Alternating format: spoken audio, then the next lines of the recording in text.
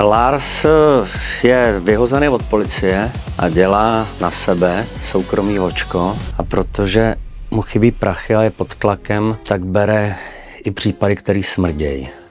V tom filmu vystupují krásné ženy a divný chlapy.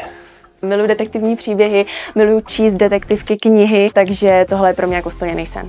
Já jsem nikdy něco takového netočil. Noárovka, komiksová předloha, ta figura je sama o sobě velmi zajímavá. Ono se to jako podobá trošku, jak bych to řekl, takovým těm severským detektivkám, jo. Já říkám, tohle je vždycky obrovská výhoda, když jako je dobrý scénář, když jsou ty kolegové výborní, skvělí a když je dobrý režisér, takže ono pak by z toho mohl vzniknout i dobrý film. Měl by vzniknout, no. Koukám to. A líbí se mi, že to je trošku něco jiného, než běžně chodí v Čechách do kin. Ten žánr krimi se točí docela dost, že jo? Ale my jsme trošku jiný. Trošku drsnější, ale zase ne tolik, aby to bylo nekoukatelný, nejsme nějak příliš explicitní nebo naturalistický, to ne, já bych to asi ani nechtěl. Já doufám, že to bude řízný, barvitý film z Prahy. Přijde mi, že to má jako svoje takový pražský kouzlo, že to je takový, nechci říct úplně pražský podsvětí, ale tak, jak to jako funguje trošku za tou oponou, kam úplně běžný člověk nevidí a je fajn, že do toho může nahlídnout. A hlavně se to odehrává v Nuslích.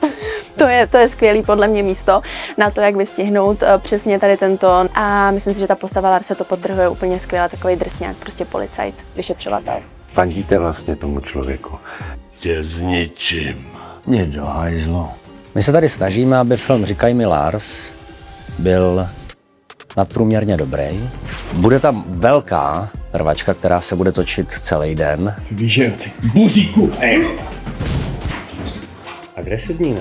Taková dlouhá, jako kontinuální rvačka s několika lidma, vypadá to skvěle. Myslím si, že na konci toho dne budeme docela jako posekaný. Líp se tohleto točí do 30. K 47 už to jako je náročnější. Přijďte se podívat na nás, na výbornou detektivku filmovou, která přijde na jaře do kin. Myslím, že takovýhle film tady skutečně dlouho nebyl a proto to stojí za to. A Lars bude nepochybně okouzlující. Chtěla bych, abyste se všichni přišli podívat na tuhle drsnou krimi z Prahy. Přijďte se podívat, bude to naprostá bomba. A děláme to pro diváky. Tak budeme rádi, když přijdete do kina. Říkají mi Lars. Lars. Lars.